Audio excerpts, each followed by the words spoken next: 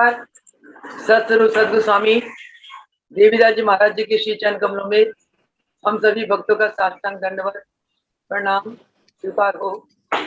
आइए प्रभु जी की कृपा करुणा आशीर्वाद से सत्संग आरंभ करते हैं। सत्संग आरंभ करने के पहले महाप्रभु जी को, सदगुरु भगवान जी को प्रणाम करके यही प्रार्थना करते कि प्रभु सत्संग में आकर आपकी इस ज्ञान की वर्षा करे और हम पर ऐसी कृपा करे कि आप जी हमें जो ज्ञान दे वो ज्ञान को हम समझ जाए और उस ज्ञान के अनुसार हमारा बुद्धि चले, हमारा मन निर्मल हो और परम पिता परमेश्वर की प्राप्ति की ओर हम दिन प्रतिदिन आगे बढ़े।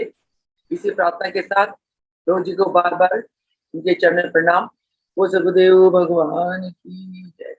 आज का जो सत्संग है, सत्संग का विषय है कि ध्यान की गरिमा क्या है, हमने ध्यान किसका करना है और जीवन में हम सुखी और आनंदित कैसे हो सकते हैं।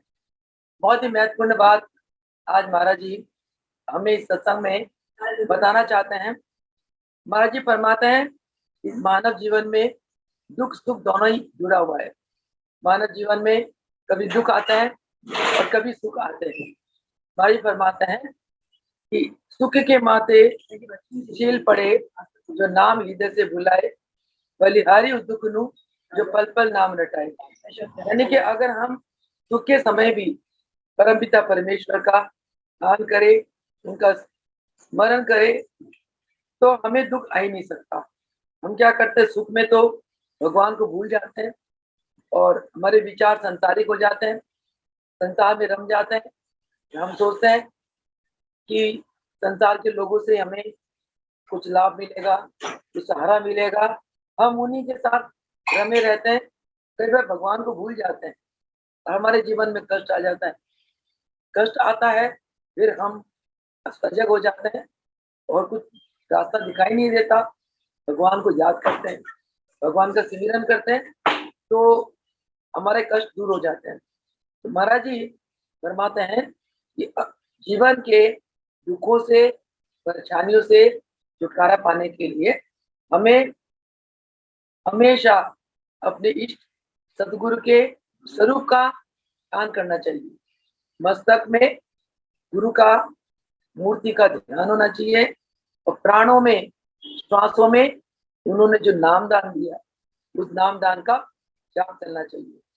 महाराज जी ने बहुत एक बड़ी बात हमें समझाई कि जिसके मस्तक में गुरु की मूर्ति हो, यानी कि जिसके आज्ञा चक्र में सदगुरु भगवान का स्वरूप हो और जिसके प्राणों में गुरु का नाम, गुरु का मंत्र चलता रहे, संसार में कभी किसी बात की तय नहीं लगती, उसके जीवन में कभी दुख आपत्ति आ ही नहीं सकती।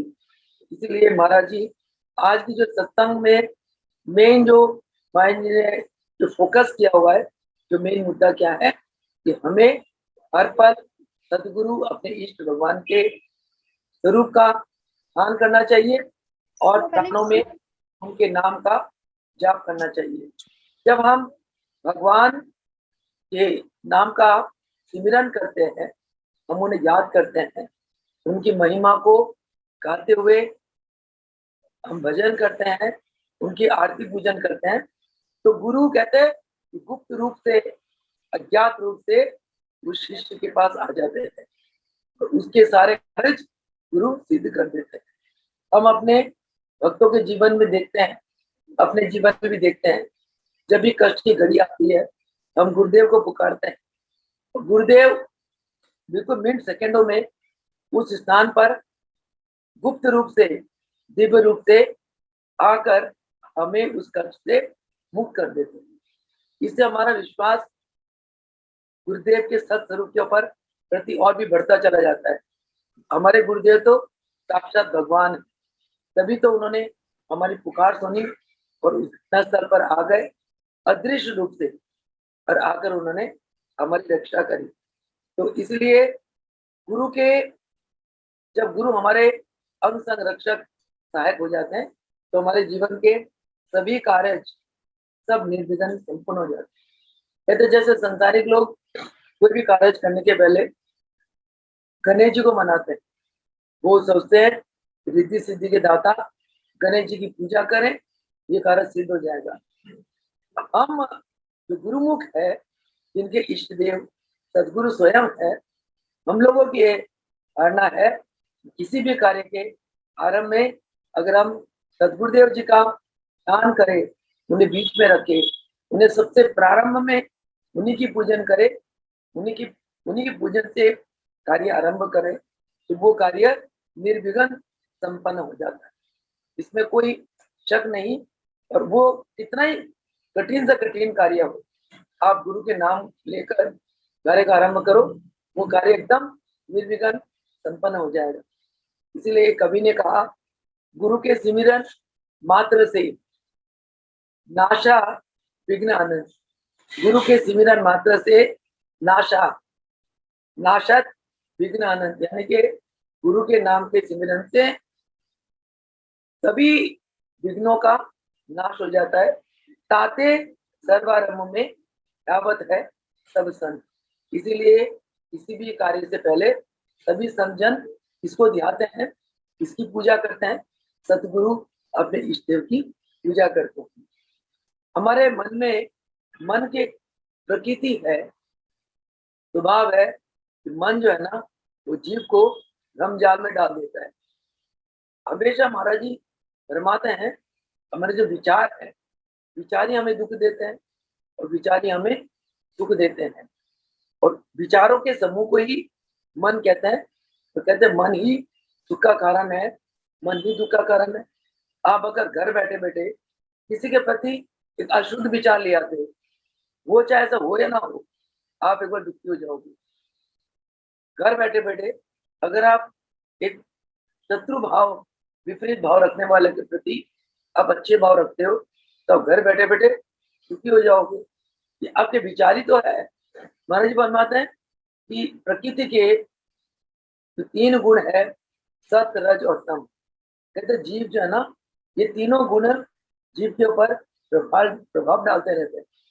कभी तो प्रकृति की सात्विक गुण जीव को सात्विक बना देते हैं, कभी राजसिक गुण राजसिक बना देते हैं, कभी तामसिक गुण तामसिक बना देते हैं। प्रकृति एक माया, प्रकृति की एक लीला, और जीव प्रकृति की इस माया में फंस जाता है। हंसकर कभी सात्विक, कभी राजसिक, कभी तामसिक। सात्विक कब होता है?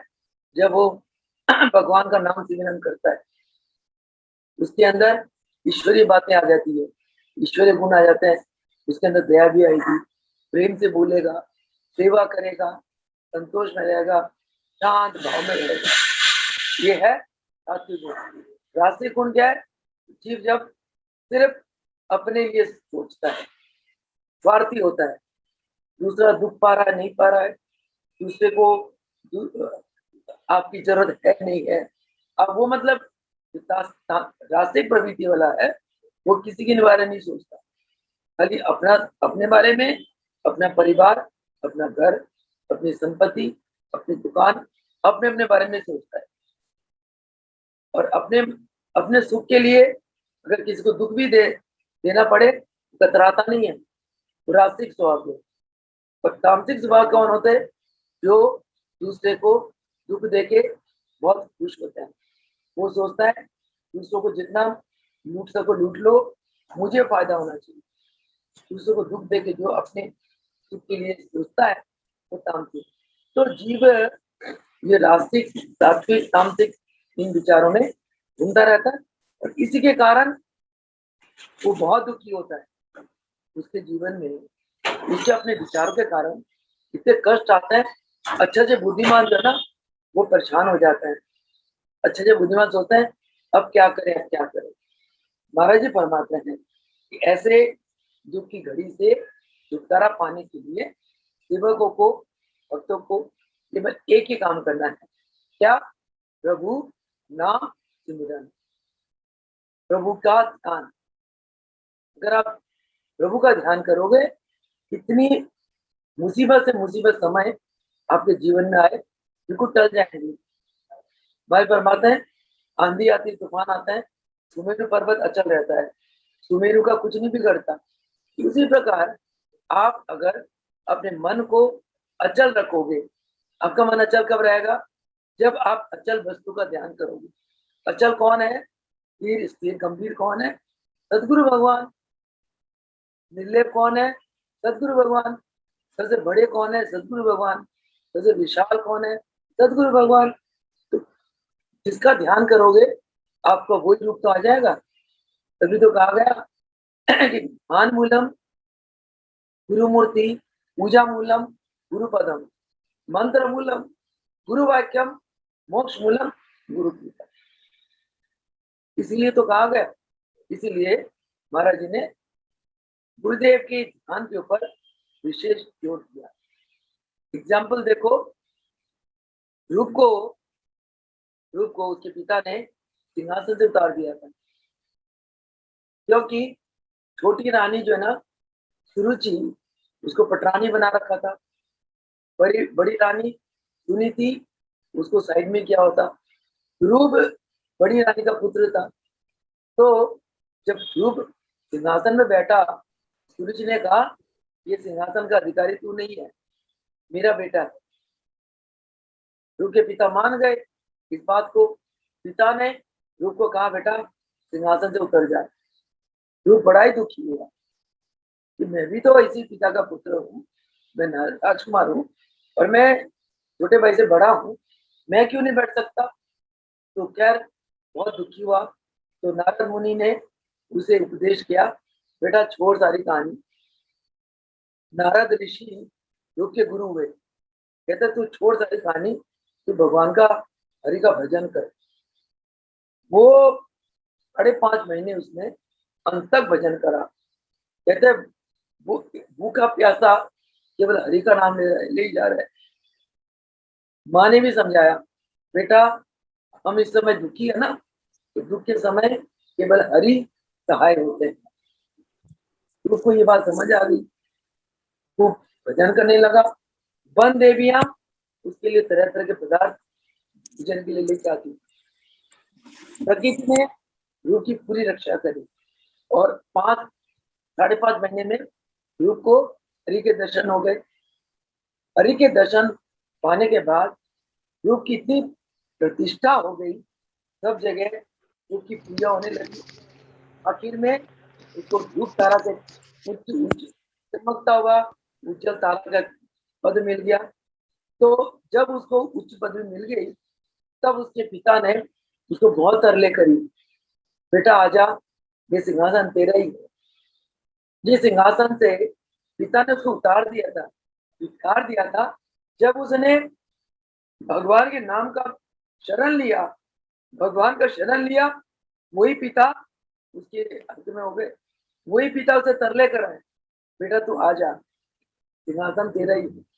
फिर तो जिसको भगवान मिल जाए उसको संसारी चीजों से क्या मतलब, ध्रुव नहीं दिया।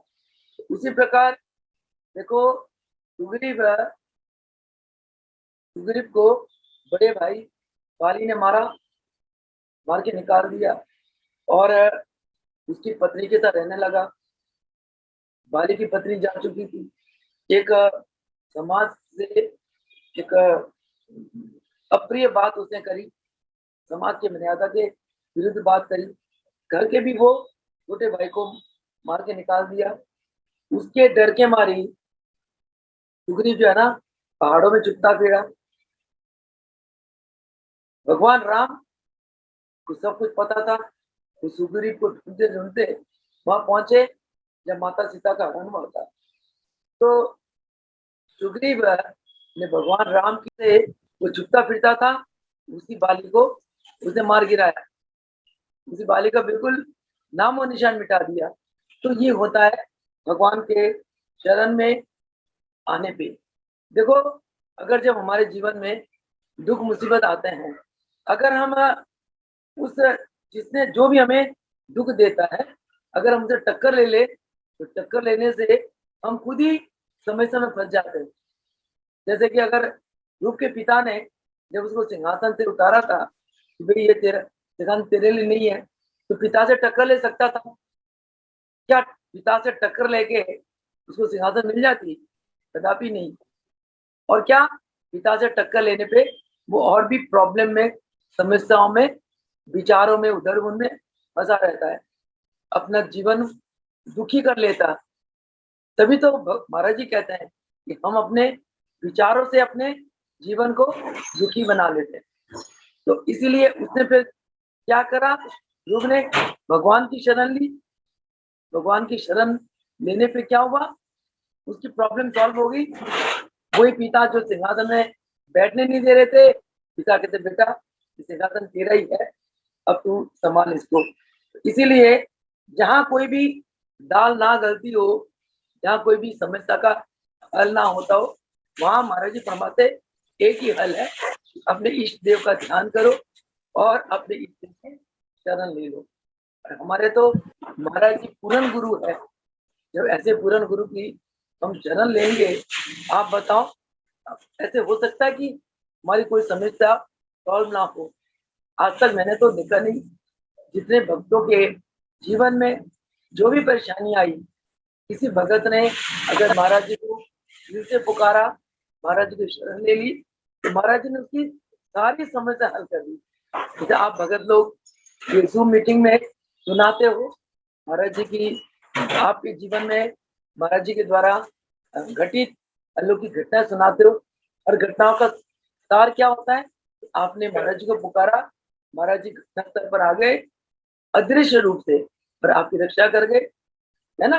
तो इसीलिए महाराज जी ये फरमाते हैं, भक्तों को चाहिए कि उनका रुझान हमेशा अपने इष्ट के प्रति हो। हमने हर पल अपने मन को इष्ट के प्रेम में डुबोए रखना है, मन को इष्ट के चरणों में झुकाए रखना है। अपने जीवन में हमेशा कर्ता किसको मानना है, इष्ट को मानना है। हमारे इष्ट कौन है, हमारे इष्ट हमारे गुरुदेव। वैसे तो हमारे इष्ट देवी देवता थे, मेरे इष्ट राम थे, गुरुदेव ने दिखा दिया गुरु ही गोविंद, गोविंद ही गुरु, कोई अंतर नहीं। इष्ट राम ही गुरु, गुरु ही राम। भाई मेरे को नहीं, सभी भक्तों को ही जना दिया, जो भगवान है, इष्ट है, उनका जो जो निराकार स्वरूप है, सारे संसार में व्याप्त है, संसार की रक्षा कर रहे हैं, संसार को चला रहे हैं, वो भगवान के जो साकार रूप है, वो कौन है, वो गुरु है। गुरु किसको कहते हैं, जो सर्वश्रेष्ठ है। गुरु किसको कहते हैं, जो आपके लिए हमेशा शुभ कामनाएं करते हैं, जो आपके शुभ चिंतक है, जो आपके अवगुणों को माफ करते जाते हैं और आपके अंदर सद्गुण भरते चले जाते हैं, जो हर पल हर घड़ी आपकी दिल की पुकार को सुनकर आपकी अंग संग रहकर आपकी रक्षा। इसी प्रकार महाराज जी एक और उदाहरण देते हैं द्रौपदी का। द्रौपदी के पास एक अक्षय पात्र था, जिस पात्र से वो जो चाहती थी वही मिलता था, और उसी पात्र से पूरे परिवार का पालन पोषण होता था। तो इस बात की प्रतिष्ठा सारे शहर में, सारे नगर में फैल गई कि भाई 5 पांडवों के पास जो पत्नी है ये द्रौपदी, उसके बाद एक ऐसा पात्र है, वो पात्र से जो मांगती है वो कुछ मिलता है, वो खूब भंडारा चलाती है, लोग खूब गुण गाते हैं, परंतु वो भंडारा वो 1 बजे खत्म कर देती है। ये बात कहीं दुष्ट दुर्योधन के कान में पहुंच गई। दुर्योधन ने अपने द्वेष में आकर उसने सोचा ये पांडवों का कैसे विनाश किया जाए, इनकी यश कीर्ति को कैसे समाप्त किया जाए। जो दुष्ट आत्माएं होती है ना, वो हमेशा दूसरों का बुराई सोचती है, ये तामसिक आत्माएं होती है। तो वो क्या, उन्होंने एक दिन एक प्रपंच रचा। दुर्योधन ने दुर्वासा ऋषि के पास गए। आपको पता, दुर्वासा ऋषि जब भोजन करते हैं, भोजन करते चले जाते, अगले का भंडारा खत्म हो जाने का पेट ही नहीं भरता। वो दुर्वासा ऋषि के पास गए, जाके कह लगे तुम अपने साथ कम से कम 10,000 शिष्य लेकर आज ना पांडवों के पास भंडारा खाने जाना, भंडारा लेना आज। तो ऋषिवर मेरी आपसे प्रार्थना है, और थोड़ी देर से जाना, 1 बजे के बाद, ताकि आप ईश्वर सहित भंडारा का जो है ना सेवन बहुत आराम से शांति से कर सको। तो दुर्वासा ऋषि अपना स्नान करने गए 1 बजे करीब, और रास्ते में उनको युधिष्ठिर मिला। युधिष्ठिर को कहने लगे, युधिष्ठिर हम स्नान करने जा रहे हैं शिष्यों सहित, स्नान करने के बाद तुम्हारे यहाँ आएंगे भंडारा लेने। और एक बज चुका था और द्रौपदी वो अक्षय पात्र वो माज चुकी थी। उस पात्र के साथ एक गुण था, जब भंडारा खत्म हो जाता है तो अगर आपने उस पात्र को माज के रख दिया, उस पात्र से दोबारा मांगोगे तो नहीं मिलेगा। ये उसका एक उसके अंदर एक ऐसी शक्ति थी उस पात्र के अंदर। युधिष्ठिर ने आकर द्रौपदी को कहा कि ऐसे ऐसे दुर्वासा ऋषि 10,000 शिष्यों के साथ भंडारा लेने आएंगे और हमारा भंडारा तो समाप्त हो चुका, अब तो अक्षय पात्र हो चुकी। उस समय द्रौपदी बड़ी परेशान हुई, तो कहता है कि सुनी नहीं मैले मैंने निर्बल के बल राम। जो निर्बल होता है उसका बल कौन होता है? उसका बल राम होता है। तो जो बुद्धिमान भगत होता है, जो बुद्धिमान जीवात्मा होता है, वो दुख के समय किसी इंसान के पास नहीं जाता है, वो सीधा किसके पास जाएगा? अपने प्रभु के पास, अपने इष्ट के पास। क्योंकि जो प्रभु करेंगे, जो इष्ट करेंगे, संसार का कोई भी नहीं कर सकता। द्रौपदी बहुत सुलझी हुई देवी थी, उसने उसी टाइम परेशान होकर कृष्ण भगवान को पुकारा। जब आप अंतरात्मा से भगवान को पुकारते हो, भगवान प्रकट हो जाते हैं। कृष्ण भगवान को पुकारा तो कृष्ण भगवान प्रकट हो गए। कहते हाँ बहना बता कैसे याद किया? कहते ऐसी ऐसी बात है, मैं तो अक्षय पत्र धो चुकी हूँ, उल्टा के रख दिया। अब दुर्वासा ऋषि आ रहे 10,000 शिष्यों के साथ, और अगर भंडारा नहीं दे पाई, एक तो ये पाप होगा मेरे को कि भाई तुम्हारे द्वारे से भूखा चला गया, फिर वो ऋषि जो है वो शराब दे देंगे, हमें शराब लगेगा। तो असल में दुर्योधन की यही चाल थी कि वो दुर्वासा शिष्यों से देर से जाए और ये भोजन दे नहीं पाएंगे। एक तो इनको अतिथि का निरादर होगा, उससे इनकी यश कीर्ति घटेगी, बदनामी होगी पूरे नगर में, और ऋषि इनको शराब देकर चले जाएंगे और इस प्रकार पांडवों का नुकसान हो जाएगा, अहित हो जाएगा। दुर्योधन की पापी था ना वो, उसके अंदर यही चाल थी। तो देखो, फिर बार बार कहूंगी, जिसके साथ भगवान खड़ा होता है उसका कोई बाल बांका नहीं कर सकता, है ना। तो जब द्रौपदी ने भगवान कृष्ण को पुकारा, भगवान आए, आके कहते हाँ, कहते मैं तो वो पात्र मान चुकी हूँ, वो पूजन लेने आ रहे, क्या करूं आप ही बताओ। भगवान ने कहा अरे तुम देखो उस पात्र के अंदर किनारे तो एक दाना लगा होगा, एक दाना बच गया होगा। कहते चलो मधुसूदन तुम कहते हो तो मैं देख लेती हूँ। उन्होंने पात्र पलटा, साइड में एक दाना लगा। भगवान ने कहा द्रौपदी ये दाना मुझे दे दो। वो दाना चावल का एक दाना लगा होता, वो भगवान कृष्ण ने दाने को खा लिया। खाते ही उधर क्या हुआ, दुर्वासा ऋषि शिष्यों के साथ स्नान कर चुके थे, सबका पेट भर गया। इतना पेट भर गया, वो एक बूंद पानी भी जैसे अंदर नहीं जा सकता।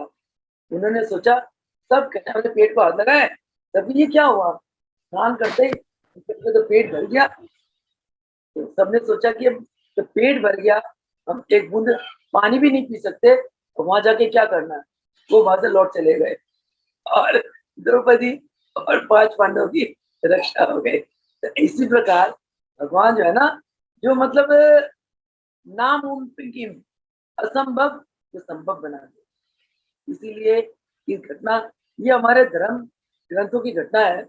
इस घटना से हमें क्या शिक्षा लेना चाहिए कि भगवान तो हमारे साथ चमत्कार की चमत्कार कर सकते हैं, केवल हम उनके शरण ले, सच्चे दिल से उन्हें पुकारे। दुख के समय प्रभु मुलखराज जी ने फरमाया कि मेरा भगत अगर पूरा रूप से पापों में डूब जाए, उसकी चोटी एक मेरे हाथ में आ जाए, तो वहां से मैं उसको खींच लेता हूँ। कहता है मेरा भगत जब डूबने लगे, वो केवल प्रभु जी पुकारे, प्रभु जी बचाओ, कहते मैं वहीं प्रकट हो जाता हूँ अदृश्य शक्ति से और भगत की रक्षा करता हूँ।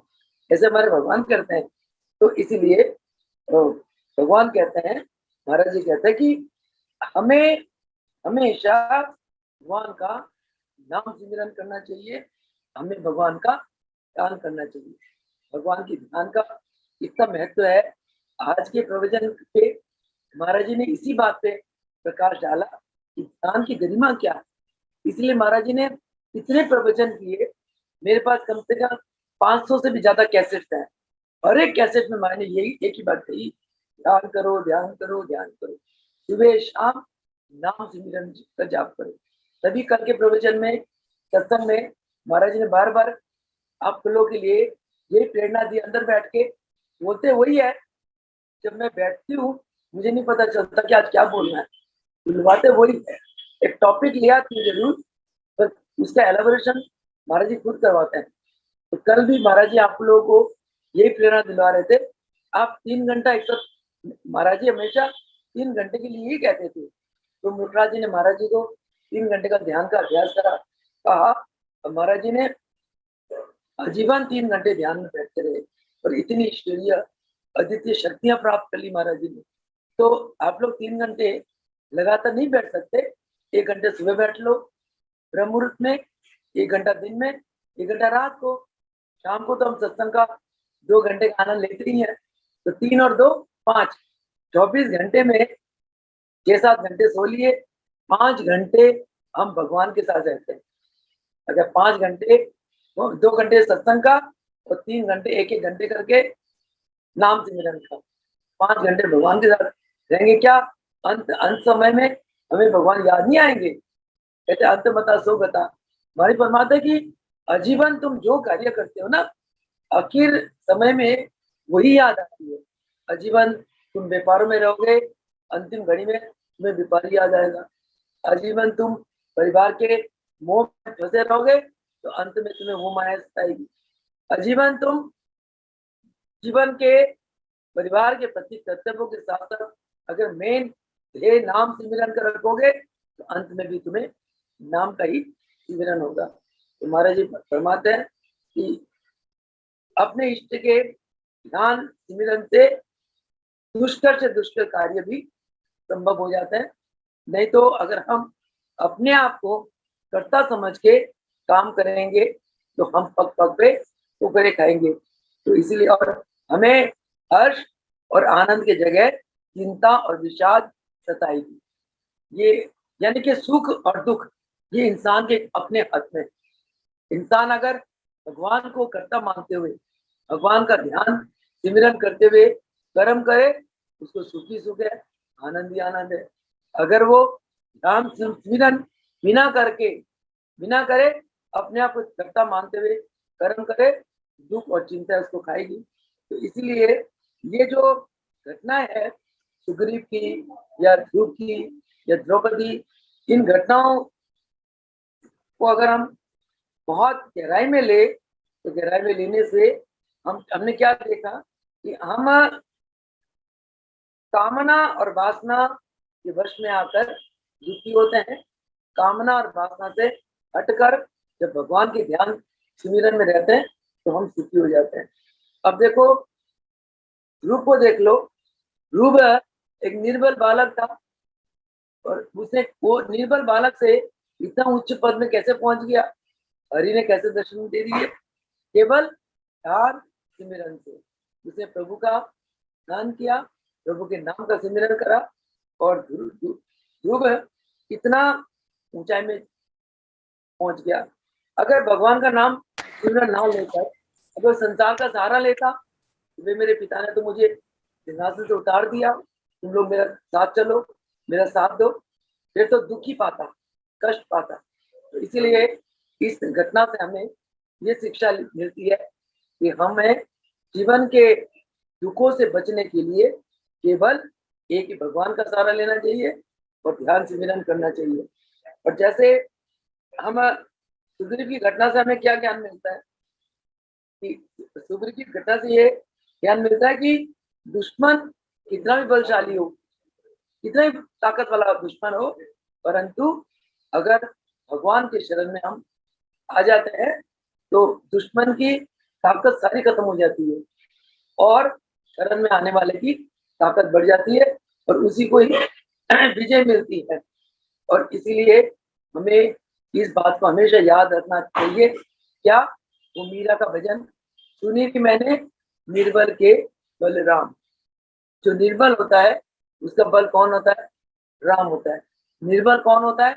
जो अपने आप को निर्मल रखता है, जो अपने आप को अहंकार से रहित रखता है, जो अपने आप को शुद्ध पवित्र रखता है, संयमित रखता है, सदाचारिता में रहता है। ऐसे बंदे, ऐसे भगत को हम कहते हैं निर्बल। वो संसार के, उनके अहम की भावना नहीं होती। पर ऐसे भक्तों के जो बल है वो कौन है? वो राम है, भगवान है। तो और इसके अलावा देखो, जो भी हम प्रभु के शरण में, देखो दुश्मन भी है, अगर प्रभु के शरण में आ जाता है तो प्रभु से सब कुछ दे देते हैं। प्रभु तो क्षमा के सागर है।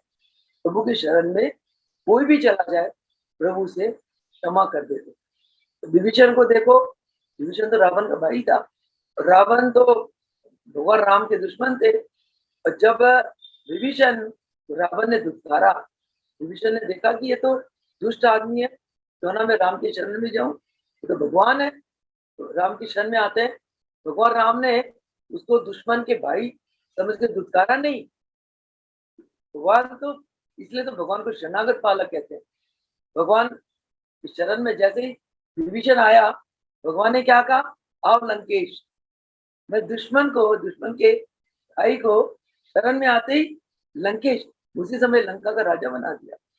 ये होता है भगवान के शरण में जाने से। तो इसीलिए भगवान के शरण में जाने से हमें कोई नुकसान नहीं होता। हमें कभी उनके शरण में जाने के लिए तो भ्रम नहीं करना चाहिए, तो आशंका नहीं रखनी चाहिए। खुले किताब हो लेकर तू हृदय से, निर्मल हृदय से भगवान के शरण में जाओ। इसी प्रकार देखो, अब द्रौपदी का चीरहरण हुआ।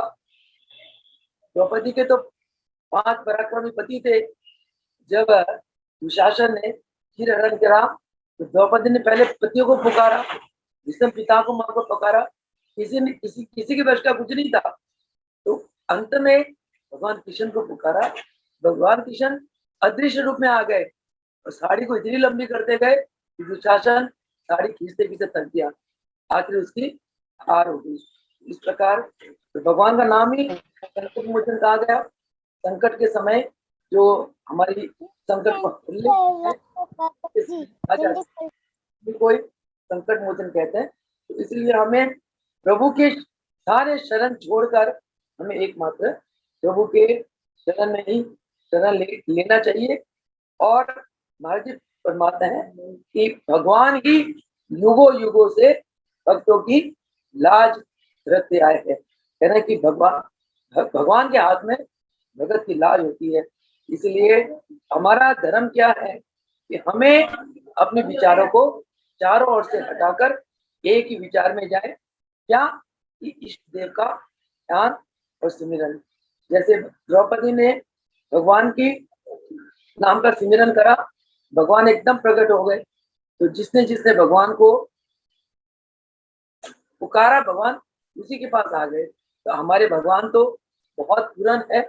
हम सभी बहुत भाग्यशाली है, इतने परिपूर्ण भगवान के हम शिष्य है। हमें भगवान ने नाम दान दिया, अपने चरणों में लगाया।